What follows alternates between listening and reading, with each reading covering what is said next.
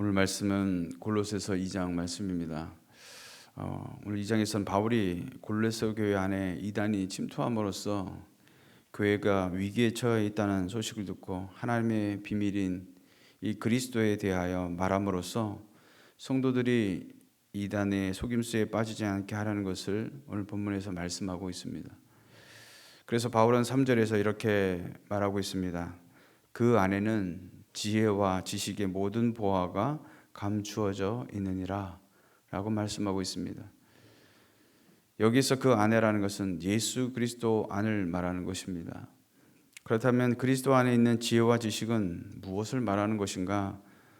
1장에서 말한 대로 만물을 창조하시고 인간을 죄 가운데서 구속하신 것과 관련된 지식과 지혜를 말하는 것이죠.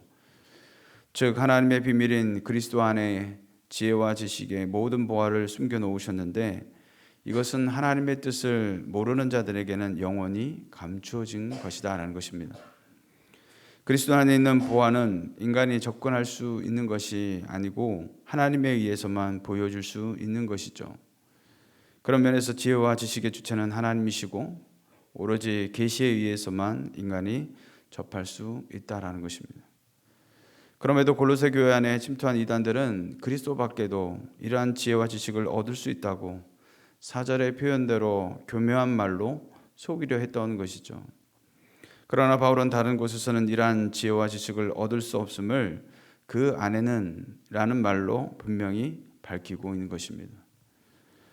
바울이 이런 말들을 하는 이유는 골로새 교회 안에도 이단들이 침투해서 일부 성도들이 유혹을 받아 흔들렸지만 대다수의 성도들은 자신의 믿음을 굳게 지켜가고 있는 이 골로새 교회 모습에서 매우 기뻐했다라는 것이죠. 사랑하는 성도 여러분, 하나님의 비밀인 예수 그리스도의 복음을 통해 오직 믿음으로 구원을 받음에도 불구하고 이단들은 철학과 헛된 속임수로 인간의 행위와 노력으로 구원에 이룰 수 있다고 속이려 한다는 사실입니다. 그러므로 6절과 7절에 바울이 말한 대로 세상의 여러 유혹들로 이 믿음을 흔들어 놓으려 하지만 예수 그리스도 안에 뿌리를 깊이 박고 믿음으로 굳게 설 때 이 모든 유혹을 물리치고 승리하게 될 줄로 믿습니다. 바울은 골로새 교회 안에 들어온 이단에 대해서 철학과 헛된 속임수라고 지칭하고 있는 것이죠. 8절의 말씀에 보면 누가 철학과 헛된 속임수로 너희를 사로잡을까 주의하라.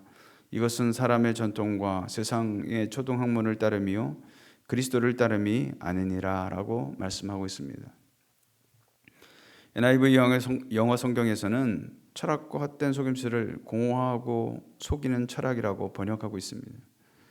철학은 지혜에 대한 사랑이라는 뜻인데 여기서 바울은 철학 그 자체를 공격하려는 것이 아니라 믿음을 흔드는 잘못된 지성주의를 비난하고 있는 것이죠.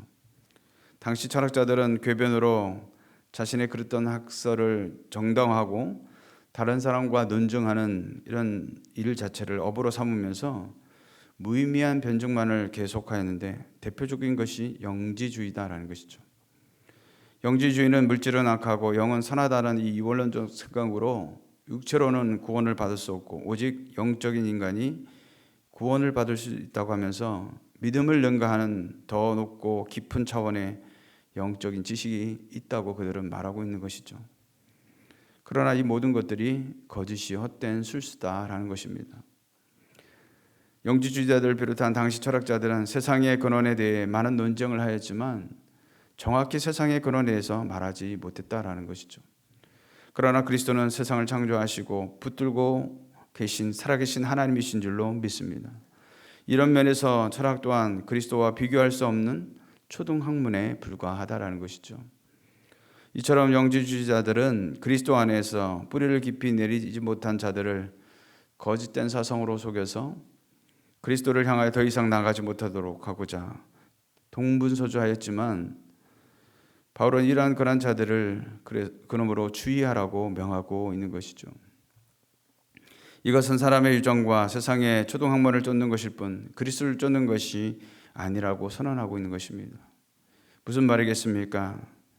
이단의 가르침이 아무리 그럴싸해도 그 기원이 하나님께 있는 것이 아니며 하나님께서 제시한 구원의 유일한 길인 그리스도와는 아무런 상관이 없음을 분명히 밝히고 있는 것입니다. 사랑하는 성도 여러분, 예나 지금이나 누가 이단에 빠지겠습니까?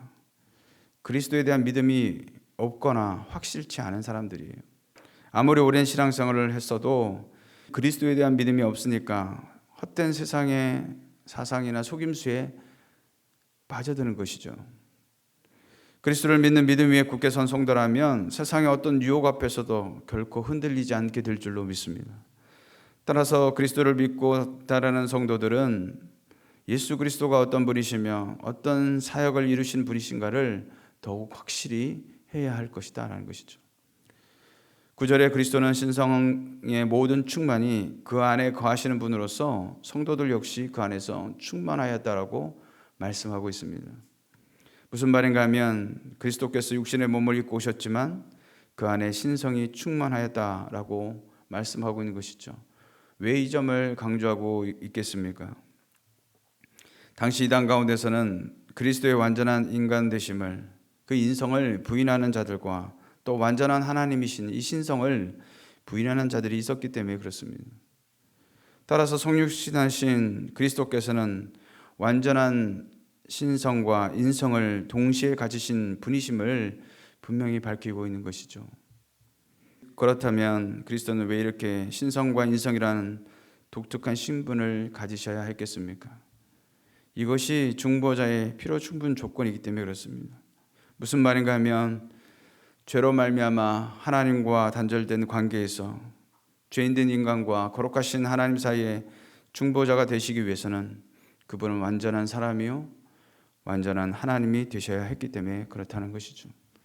사랑하는 성도 여러분, 오늘 저와 여러분은 우리의 삶 가운데 무엇에 집중하며 살아가고 계십니까? 그리스도인가 아니면 세상의 그 무엇인가라는 것이죠. 또한 예수 그리스도를 믿는 믿음이 오늘 우리의 삶 가운데 조금 더 흔들림이 없는지 우리 자신의 믿음을 다시 한번 깊이 점검해 보아야 할 것입니다.